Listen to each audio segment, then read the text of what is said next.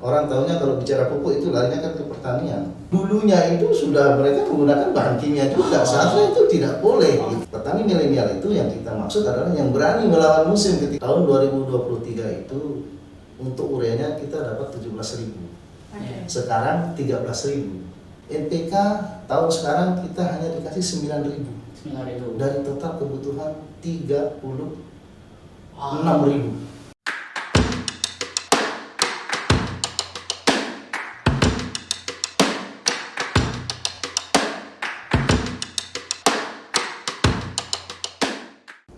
Selamat datang di Meja Pingpong, open gagasan, open wawasan. Wen, saya tuh mau cerita dulu. Kalau saya berangkat ke kantor nih, kan saya rumah dari Lombok Barat tuh, menuju ke Lombok Tengah. Itu di pinggir jalan tuh view-nya cantik banget. Dia udah ada hijau gitu kan, sawah-sawah hijau, kemudian latarnya Gunung Rinjani, masya Allah. Terus sadar gitu. Kebayang tuh indahnya. Yang indahnya gitu kan. Apalagi kan pas berangkat matahari lagi baru terbit gitu kan. Nah, kesadaran saya itu adalah ternyata sekarang udah masuk musim tanam. Musim tanam ya. Iya. Terus kemarin tuh kan isu yang lagi hot pop di daerah kita itu adalah terkait pupuk. Pupuk, yang karena memang isu pupuk ini pasti setiap masuk musim tanam pasti mencuat isu pupuk. Iya, petani-petani kita itu pasti pengen tahu kita dapat pupuk berapa nih, udah dapat pupuk di mana, gimana caranya dapat pupuknya kayak gitu. Oke, makanya pada forum Meja Pingpong kita saat ini kita akan diskusi soal itu dan terhadir di ruang Meja Pingpong kita Kabid Produksi Pertanian, Dinas Pertanian dan Peternakan Kabupaten Lombok Tengah, Pak Zainal Arifin SST. Assalamualaikum warahmatullahi wabarakatuh. Waalaikumsalam. Selamat siang dan salam sejahtera untuk kita semua. Sehat Pak? Alhamdulillah. Tetap semangat ya. Ke lapangan. Lapangan. Gimana kondisi lapangan Pak? Ya, jadi sampai dengan saat ini dari beberapa lokasi yang sudah saya kunjungi, kemarin saya di Kopang. Umur tanaman itu sudah hampir 1 bulan dan mereka sudah memupuk semua. Sudah memupuk Pak ya? Kenapa daerah Kopang itu mereka memupuk duluan? Karena pada saat bulan Oktober, November, Desember, di situ dari laporan itu ada penembusan pupuk untuk periode yang lalu itu sekitar 600 ton. Jadi tercukupi. Sebenarnya luas lahan pertanian kita di Kabupaten Lombok bicara tentang luas lahan pertanian, untuk lahan sawah kita itu 52.412 hektar. Luas tuh ya. Ya. Itu terdiri dari ada irigasi dan tanah hujan. Kalau irigasi itu di bagian utara, kecamatan seperti Batu Keliang Utara, Pringgerate, Batu Keliang sebagian, kemudian Jonggat, kemudian Kopang. Itu nggak susah air lagi Pak ya? Nggak susah dengan air. Kemudian ada yang bagian selatan ini, ada yang sebagian irigasi dan ada sebagian juga yang tanah hujan. Tanah hujan itu seperti Pujut, kemudian Praia Barat Daya sedikit. Itu yang daerah-daerah yang tak ada hujan. Biasanya tak ada hujan ini sampai dengan saat ini kondisi itu masih ada yang belum tanam karena mereka adalah tak ada hujan mengharapkan air hujan untuk melakukan pelaksanaan tanaman atau tanaman. Masih geser Pak ya, belum mulai musim. Kalau berbicara tentang musim tanam bicara tentang musim tanam itu terbagi 3 dalam 1 tahun. Dalam 1 tahun. Ya, MT1, MT2 dan MT3. Itu pembagian atau periodisasinya seperti apa? Periode itu MT1 itu hitungannya dari Oktober, November, Desember, tanam pertama. Nah, kemudian nanti tanam kedua itu melihat kondisi sekarang. Kalau di bagian utara dan nanam Oktober bisa Maret mereka akan nanam kedua. Jadi periode nanam kedua itu Maret, April sampai Mei. Nah, kemudian Juni, Juli nanti tanam ketiga itu bisa di bulan Juli, Agustus. Biasanya tanam ketiga ini daerah-daerah yang bisa menanam itu daerah yang irigasi dengan komoditi tidak melulu padi, tapi bisa dengan komoditi lain seperti ada kacang tanah, ada jagung, ada kedelai. Itu yang sering kita laksanakan di Lombok Tengah. Jadi pola tanam kita secara umum itu bisa padi-padi, yang nanam padi 3 kali, bisa padi-padi palawija. Nah, dalam proses itu kan salah satu yang selalu mencuat dan pasti menjadi bahan diskusi juga adalah soal pupuk. Kita ingin tahu seperti apa sih pupuk bersubsidi ini Pak? Berbicara tentang pupuk adalah sarana produksi sarana produksi yang salah satu yang bisa menunjang peningkatan produksi. Kita punya target produksi cukup besar untuk tahun 2024 ini sekitar 465.000 ton Itu target produksi kita untuk tahun 2024. Nah, dari target produksi itu tentu beberapa komponen yang menunjang untuk kita capai. Salah satunya adalah pupuk. Pupuk ini pupuk bersubsidi yang kita harapkan. Karena apa? Kalau pupuk non subsidi tentunya memang banyak, cuma harganya yang mahal. Boleh dikatakan di luar jangkauan petani untuk membeli itu. Nah, untuk tahun 2023 RDKK itu sudah kita susun ya. RDKK itu kebutuhan kita dari total luas sasaran kita 90.000 hektar untuk padi. RDKK itu apa Pak? Rencana definitif kebutuhan kelompok. Ya. Jadi mereka menyusun oleh kelompok. Kemudian itu dituangkan dalam bentuk sistem namanya RDKK. Semua serba namanya berarti elektronik. Kebutuhan pupuk itu diambil datanya dari bawah gitu dari ya. bawah. Dari kelompok mendata, kemudian dihimpun dalam satu desa ada beberapa kelompok dihimpun, kemudian nanti diinput dalam sistem namanya RDKK. Kayak kita ngajuin proposal gitu. Ya sama lah. Ini keinginan saya gitu. Ini kebutuhan saya. Dan itu yang diteruskan ke pusat. Nah, itu nanti berjenjang. Berjenjang. Berjenjang kita setujui. Kemudian dari kecamatan ada tim yang akan mengentry itu. Kemudian itu yang kita masukkan, kemudian dari kabupaten nanti itu yang kita sahkan. Kemudian kita itu sudah otomatis terentry di dalam sistem, otomatis itu tinggal ini sudah jadi kan. Nah, jadi kalau untuk kebutuhan itu dari bottom up, kalau untuk alokasi itu dari top down.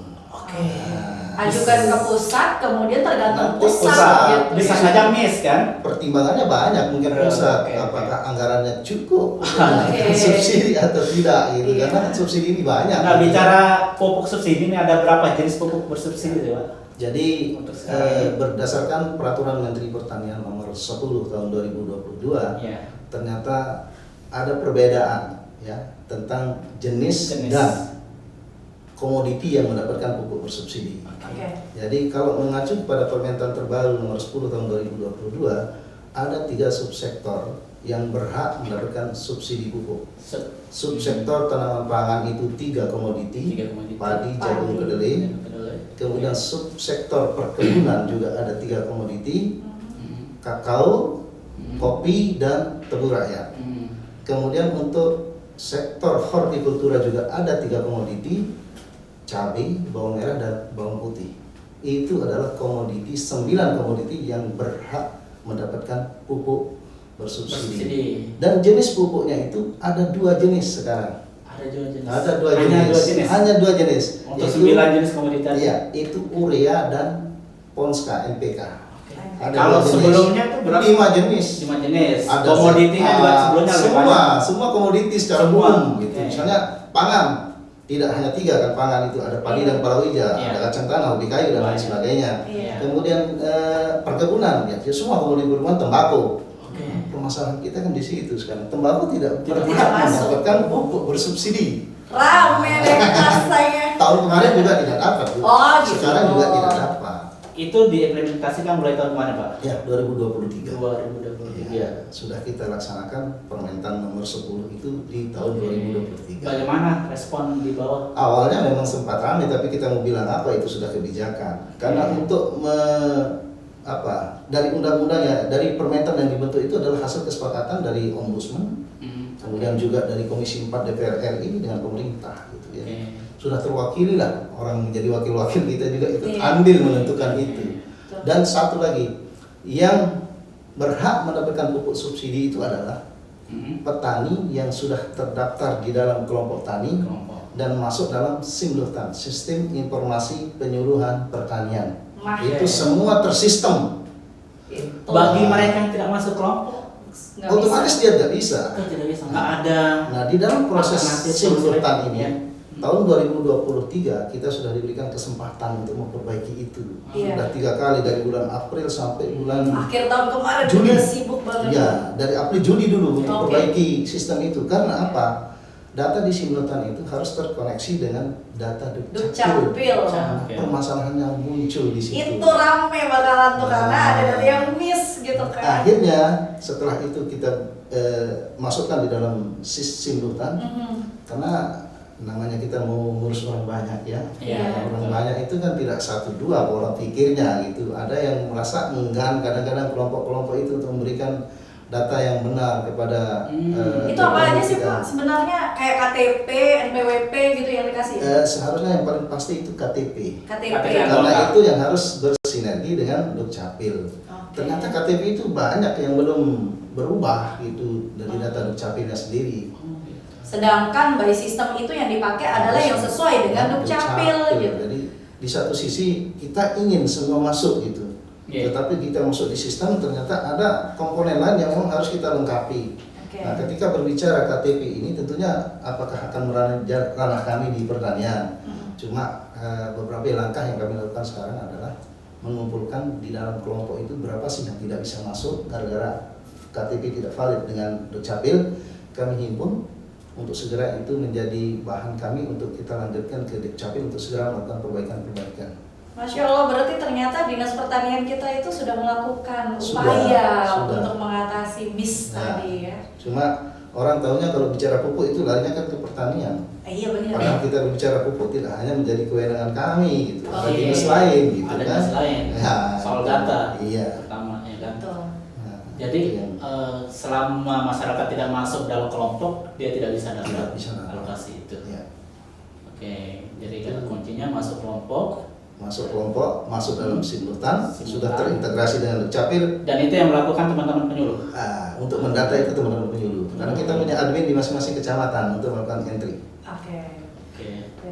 Dan kalau misalnya miss data tadi, kemudian dia nggak dapat, solusinya saat ini hanya beli yang non subsidi. Kalau non subsidi berlimpah Pak. Berlimpah. Tapi harganya memang jauh, harganya jauh.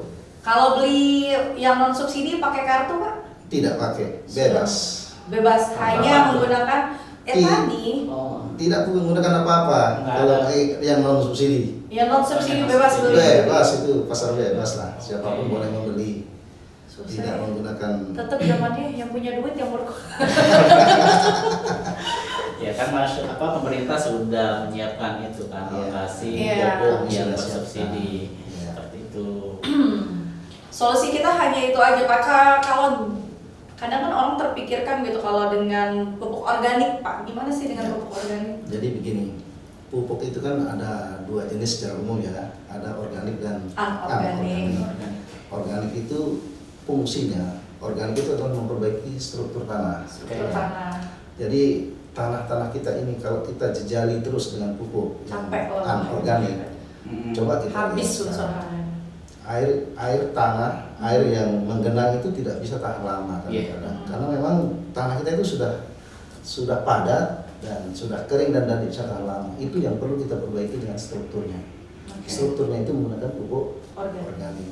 Ini yang sedang kita coba beberapa program ya, dengan seperti program UPO salah satunya ya, unit pengelolaan pupuk organik.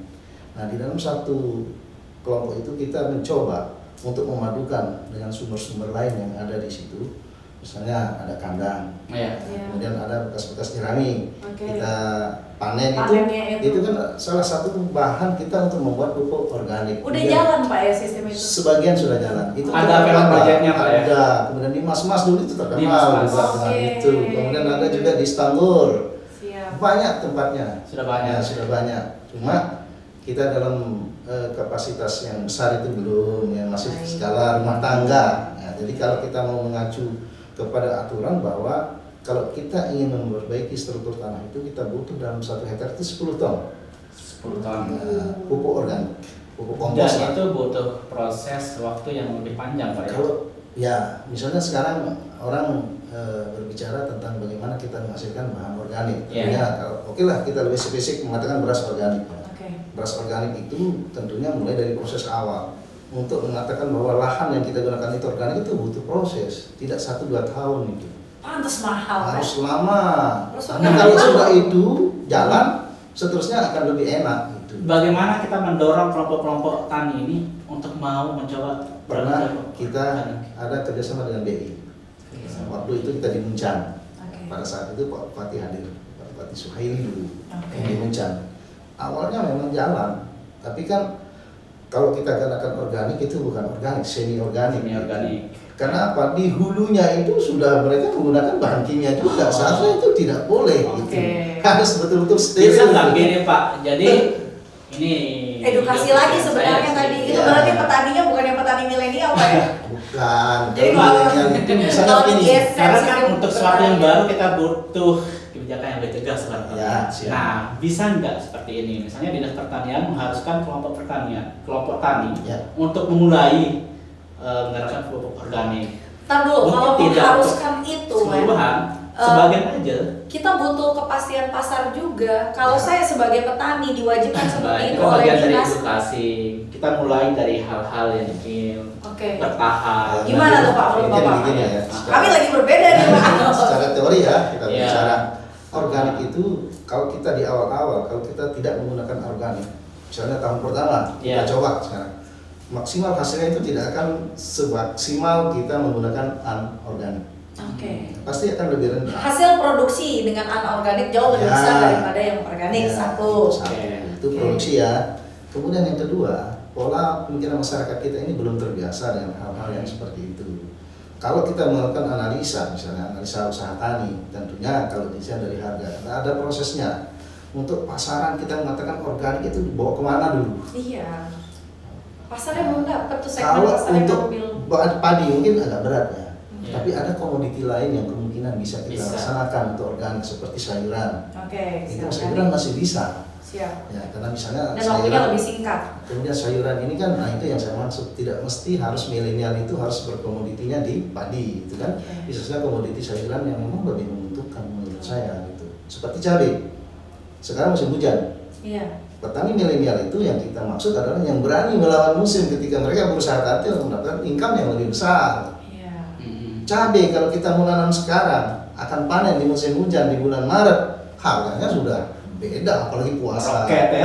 Tetapi dia kan tidak ini ya menjadi suatu kendala ketika hujan terus Hujan, menerus. iya. Itu adalah salah satu penyebab cabai dia bisa tumbuh dengan baik. Banyak nggak sih petani milenial kita di sini, Pak? Itu data dari BPS mungkin yang mengeluarkan kemarin tentang pendataan. Kalau kami belum bisa Belum, mengatakan ya. seberapa. Kalau Tapi Bapak ada. turun, kalau gitu. Bapak turun ke lapangan Ada ya? di beberapa tempat. Sudah ya? Kemudian kami di program kita 2024 ini kita akan bangun screen house modern itu di Apa itu, lokasi. Jadi screen house modern itu nanti ada semacam greenhouse tempat bagaimana melakukan pembibitan, Oke. pembibitan untuk sayuran dan segala macam. Kemudian di situ semua digital, Asik. digitalisasi. Misalnya. Itu yang kita maksud milenial tadi kan di Oh. situ.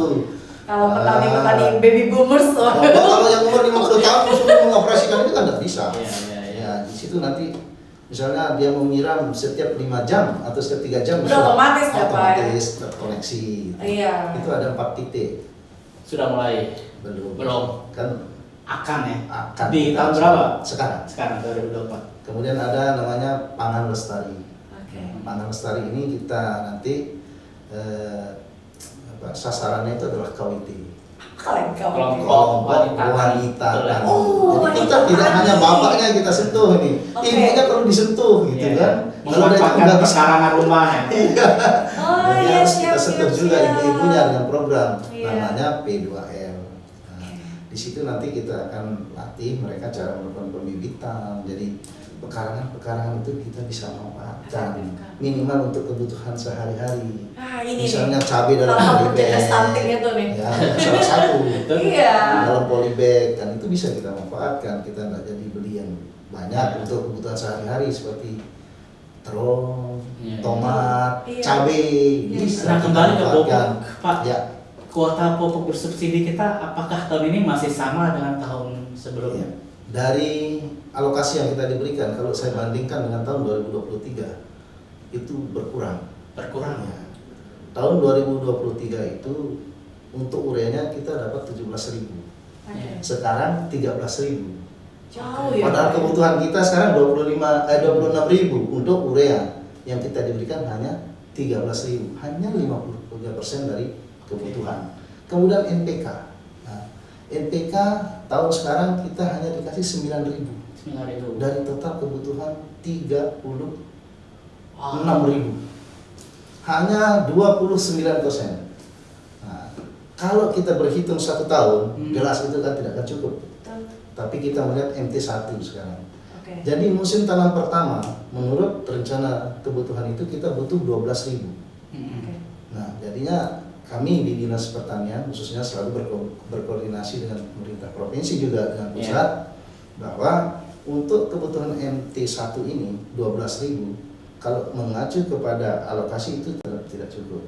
Akhirnya ada kebijakan kita akan menarik MT2 yang dialokasi itu untuk kita penuhi kebutuhan di MT1. Jadi tidak ada alasan sekarang pupuk tidak cukup.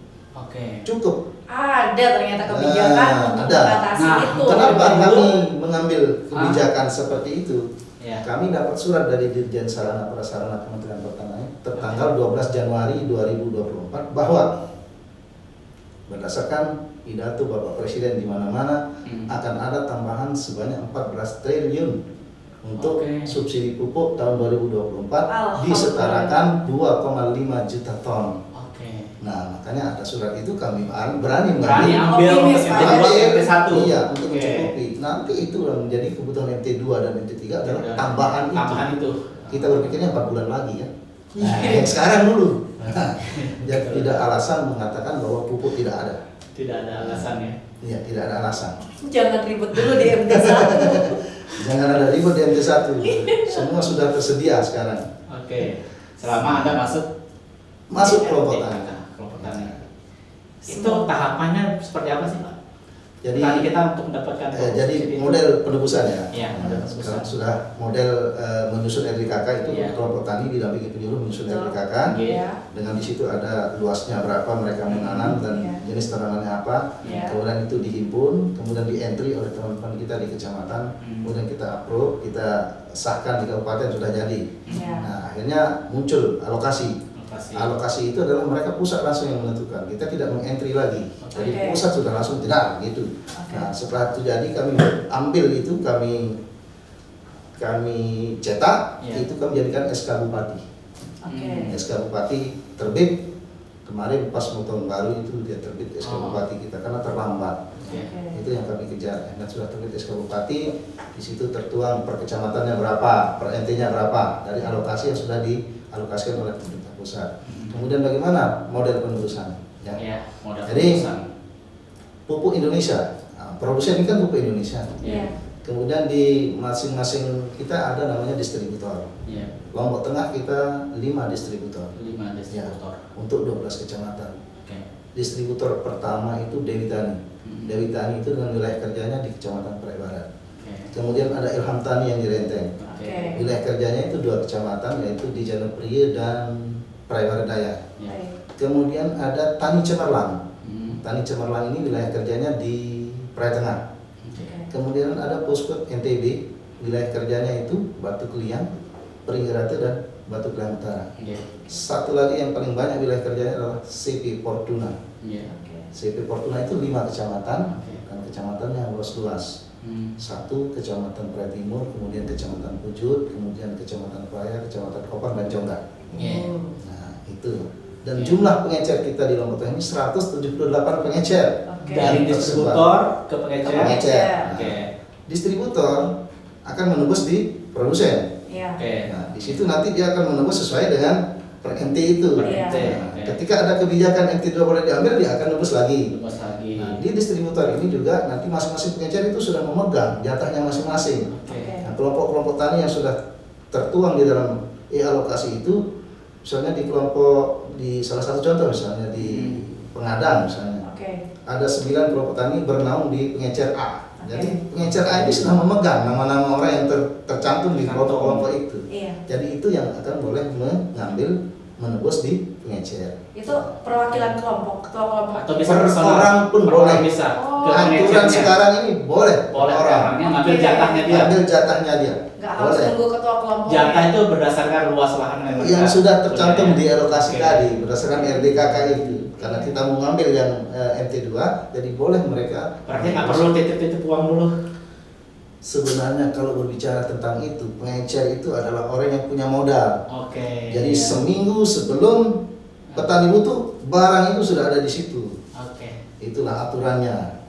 Kalau pengecer ini ditentukan oleh distributor. Kita tidak masuk. Nggak masuk, tidak di SK-kan oleh. Ketika terjadi penyimpangan oleh beberapa pengecer pengecer misalnya, kami di Dinas Pertanian tidak berhak untuk melakukan peneguran. Nggak ada fungsi kontrol di kita, Pak? Tetap ada pengawasan. Kontrol. Cuma yang berhak untuk menegur dia secara tertulis itu Dinas Perdagangan. Dinas perdagangan. Iyalah, itu kan sudah larinya di barang dagangan ini. Barang dagangan. Apa istilahnya? Kalau Iya. distributornya tentunya pemerintah. Kalau distributor ini pupuk Indonesia, produsen. Oke. Tapi kan kita tidak tahu prosesnya kayak apa. Iya, Apakah betul. sama dengan orang mau bangun Pertamina? Mungkin harus ada. Nggak tahu kita ya, Itulah, dapurnya penting. seperti apa. Dapur nanti kita tidak tahu. Yang penting pengecer ini ditentukan oleh distributor. Oke. Nah, untuk solusi bagi mereka yang tidak masuk kelompok tadi kan pupuk non subsidi Non-subsidi. banyak. Nah, sementara pupuk non subsidi Mahal. tadi harganya lebih mahal. Ya. Mahalnya itu ada batasan harga nggak sih? Kalau non subsidi tidak ada batasan. Berlaku pasar bebas di situ Pak, Pasar ya? bebas. Oke, nggak ada aturan. Cuma Dinas perdagangan lagi. kalau Perdagangan. dari segi aturan Ah. kita salah mungkin ya. Jadi kami bijaksanai begini kemarin. Ya. Ketika petani itu tidak masuk di dalam simultan dan alokasi, tetapi ada jiwa kemanusiaan. Saya bilang begitu di anggota kelompok masing-masing. Misalnya di dalam satu kelompok jumlahnya 15 orang ya. Yang masuk itu hanya 10, yang 5 tidak. Tidak, ya. Tolong dibicarakan untuk yang 10 orang itu bagaimana caranya untuk bisa berbagi Berbagi kepada ke yang yang 5. 5. Iya, betul. Nah, itu apakah itu menyalahi aturan atau tidak, yang penting itu bisa mendapatkan sama-sama pupuk bersubsidi. Oke. Dan itu coba kita terapkan itu. Duduk supaya bareng nanti duduk gitu ya. bareng itu kan internal kelompoknya. Betul. Tetap yang menerima yang 10 orang itu, yang 5 orang itu tidak menerima, tapi secara tertulis menurut saya. Iya, iya. Kalau Tapi mereka dapat. Dapat. Itu harapan kita seperti itu. Oke Pak, untuk musim tanam kita kan juga terpengaruh ya iklim Pak ya. Dan saat ini masih dalam kondisi apa ya, pengaruh dari El Nino Pak ya. Iya, ini yang belum jelas lah gitu ya. menjadi pemikiran kita itu sekarang. Kayak gimana Tapi tuh, Pak? Begini, El Nino ini kita rasakan dari bulan Agustus itu ya. Agustus. Ya, kita rasakan sekali El Iya. Nino itu. Pada saat itu saya sering komunikasi dengan pemerintah pusat, dengan berbagai program pemerintah pusat itu bagaimana kita menanam padi Iya. pada saat El Nino kemarin. Iya. Ada gerakan, ada namanya gertam. Gertam dampak El Nino. Kemudian ada namanya Gernas dampak El Nino. Gertam, gerakan Gerakan tanam. tanam, Gernas Oh, gerakan benar tuh. nasional.